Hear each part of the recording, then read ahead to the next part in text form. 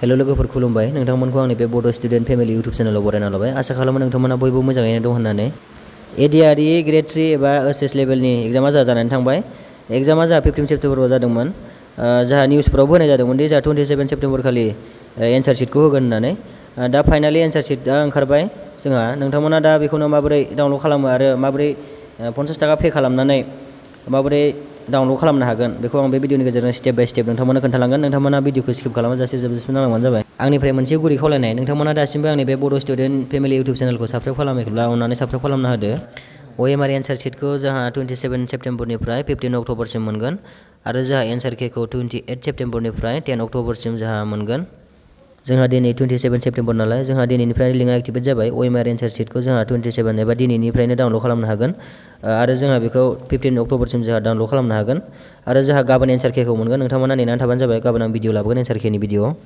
जोंहा गाबोन एन्सार केखौ मोनगोन नालाय नोंथांमोना नोंथांमोननि एडिआरइ एग्जामावहाय एन्सार होखांनायखौ अबजेक्सन होनो गोसोब्ला होनो हागोन नाथाय मोनसे खोथा नोंथांमोना मोनसे कुइसनाव 500 पे खालामनांगोन अबजेक्सन होनो थाखाय दायो आङो ओएमआर एन्सार शीटखौ माबोरै डाउनलड खालामनांगौ आं खोन्थालांसै नोंथांमोना नायलांबाय थाबानो जाबाय भिडिअखौ जोबजासिम जोंहा दायो ओएमआर एन्सार शीटखौ डाउनलड खालामनो थाखाय गावबागाव मबाइलनि मोनसे ब्राउजाराव फैदो आं दायो गुगोल क्रोम ब्राउजाराव फैबाय दायो नैबे सार्च बाराव नोंथांमोना थुदो सेबा लिरदो सेबा लिरनानै सार्च खालामदो बिनि उनावहाय सार्च खालामनायनि उनावहाय बेबायदि अपसन ओंखारगोन गोजौहायनो जोंहा secondary education board of Assam जोंहा बेयाव लिरनाय दङ बेखौ बेयाव थुदो बेयाव थुनायनि उनावहाय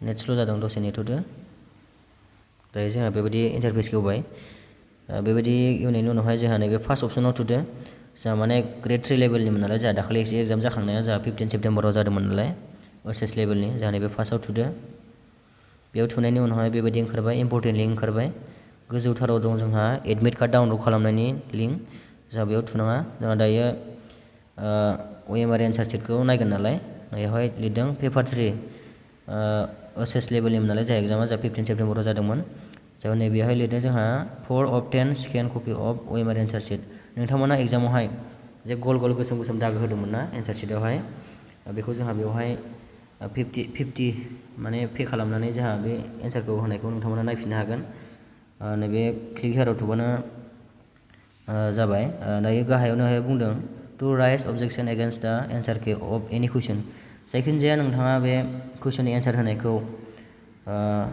एन्सार केखौ माने अबजेक्सन होनो गोसोब्ला नोंथांमोना 500 होनानै एगेन्स्ट एन्सार अबजेक्सन होनो हागोन आरो जोंहा बेखौ गाबोन होनो हागोन आरो जोंहा दायो ओएमआर एन्सार शीटखौ माबागोन नालाय जोंहा दा नायगोन ओंखायनो जोंहा क्लिक हेयाराव थुदो बेयाव थुनायनि उनावहाय जोंहा बेबायदि इन्टारफेसखौ होबाय नैबे गोजौथाराव बिदों जोंहा एप्लिकेसन नाम्बार आरो पासवर्ड गाहायाव बेनि उनावहाय लगइन खालामनो हागोन नोंथांमोना एप्लिकेसन नाम्बार आरो पासवर्डखौ बावबायब्ला बे गाहायनि फरवर्ड अपसनाव थुदो बेबायदि फरवर्ड अपसनाव थुनायनि उनाव बिदि ओंखारगोन नोंथांमोना एप्लाइ खालामनाय समाव जि मबाइल नाम्बारखौ होदोंमोन बे मबाइल नाम्बारखौ होदो बेनि उनावहाय नोंथांनि डेट अफ बार्थखौ होदो डेट अफ बार्थखौ होनायनि उनावहाय साबमिट होब्लानो नोंथांनि एप्लिकेसन आइडि आरो पासवर्डआ मबाइलाव एसएमएसआव फैफिनगोन नोंथांमोना बेखौ थुनानैनो लगइन खालामनो हागोन दायो आङो आंनि एप्लिकेसन नाम्बार आरो पासवर्डखौ होनोसै लगइन खालामनानै आं पे खालामनोसै नोंथांमोना भिडिअखौ जोबजासिम नायलांबाय थाबानो जाबाय दायो आङो आंनि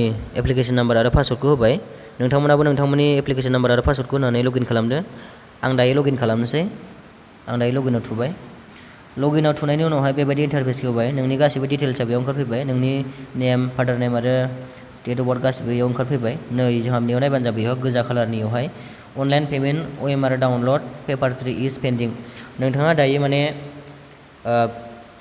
50 रुपिसखौ पे खालामाखै नालाय बेवहाय पेन्डिं देखायदों बेवहाय पेमेन्टआ साक्सेसफुल जायोब्लासो नोंथांमोना डाउनलड खालामनो हागोन नैबे दायो नोंथाङा दायो 50 रुपिसखौ पे खालामनो थाखाय नैबे गोजौआव थांदो option for OMR answer sheet download paper 3 grade level post SSLC level पस्टआव बेयाव थुदो बेयाव थुनायनि उनावहाय बेबायदि इन्टारफेसखौ होगोन नोंनि गासैबो डिटेल्सआ बेयाव फैगोन online details four OMR answer sheet download paper 3 OHS लेभेलनि post नालाय बियो नोंथांनि गासैबो डिटेल्सआ बेयाव फैबाय नोंथाङा दानाबा गाहायाव थुबानो जाबाय गाहायाव गो टु पेमेन्टआव थुदो बेयाव थुनायनि उनावहाय दायो नैबे गाहायाव थुना होबानो जाबाय गो फर पेमेन्टआवहाय बेयाव थुनायनि उनावहाय बिदि इन्टारफेसखौ होबाय नोंथांमोना QR क'डजोंबो पे खालामनो हागोन, UPI जोंबो पे खालामनो हागोन। दायो आङो QR क'डजों पे खालामनोसै। नोंथांमोना नोंथांमोननि गोसो बायदियै जि सुबिदा दं बेखौ पे खालामना लाबानो जाबाय बेजों। आरो आं QR क'डजों पे खालामगोन नालाय भीम UPI जों मेक पेमेन्ट बिदि थुबाय। आं दा QR क'डखौ स्क्रिनशट खालामसै। स्क्रिनशट खालामनानै आङो बेवहाय डाइरेक्ट आपल'ड हैनानै पे खालामगोन। दायो आं पे खालामसै। दायो आं 50 रुपिस पे खालामबाय। साक्सेसफुलबो जाबायना। नोंथांमोना बिदि साक्सेस जानायनि उनावहाय गावनि क्रोम ब्राउजाराव फैफिनदो। बिदि फैनानै नोंथांमोना दसे नेबानो जाबाय। बेयाव टाइम खारोना, दसे नेदो नोंथांमोना। नैबे 4 मिनिट 21 सेकेन्ड दसे नेबानो जाबाय। हारसिं साक्सेसफुल जालांगोन, हारसिंनो रिफ्रेस जालांखागोन हारसिंनो। दसे नेबानो जाबाय। आंबो दायो दसे नेनोसै। बेबायदि इन्टारफेस फैबाय। अनलाइन पेमेन्ट ट्रान्जेक्सन साक्सेसफुल इदि खोन्थाबाय। नोंथांनि गासिबो नाम, जोंहा बेसेबां पे खालामबाय 50 रुपिस पे खालामबाय नालाय साक्सेसफुल खोन्थाखाबाय। जोंहा क्लिक फर हियार लगइन खालामफिनसै। लगइन खालामफिननासो जोंहा बेखौ डाउनलड खालामनांगोन नालाय। दायो आं आंनि OMR एन्सार शीटखौ डाउनलड खालामसै। डाउनलड खालामनो थाखाय जोंहा नेयाव फैदो। नै online payment OMR download paper is successful. नोंथाङा माने OMR एन्सार शीटखौ डाउनलड खालामनो हासिगोन, मानोना बेयाव साक्सेसफुल खोन्थाबाय। पेमेन्टआ जोंहा 50 रुपिसखौ दानबाय। दायो जोंहा बेयाव खोन्थादों नै वेट फर SMS। जोंहा OMR एन्सार शीटखौ डाउनलड खालामनो थाखाय जोंहा SMS सो फैगोन नालाय, लिंकआहाय डाउनलड खालामनो। नोंथाङा SMS आव नेदो लिंकखौ डाउनलड खालामनो थाखाय। आंबो दायो दसे नेनोसै। नोंथांमोनाबो SMS खौ नेदो। SMS आ जेब्ला फैयो नोंथांमोना SMS आवनो लिंक मोनखागोन नालाय। SMS आव लिंक फैनायखौ थुनानै नोंथांमोना OMR एन्सार शीटखौ डाउनलड खालामना लानो हागोन। जेब्ला फैयो नोंथांमोना डाउनलड खालामना लादो। दायो SMS आ आंनाव थाब फैयासै नालाय आं भिडिअ होनो हायासै। बेनि थाखाय आं नोंथांमोनाव निमाहा बिबाय। आंनिफ्राय मोनसे खावलायनाय, नोंथांमोना दासिमबो आंनि बे बड' स्टुडेन्ट फेमिलि इउटुब चेनेलखौ साबस्क्राइब खालामाखैब्ला अननानै साबस्क्राइब खालामना होदो। दिनैनि भिडिअआ बेखिनियानोमोन। भिडिअखौ जोबजासिम नायनायनि थाखाय साबायखर।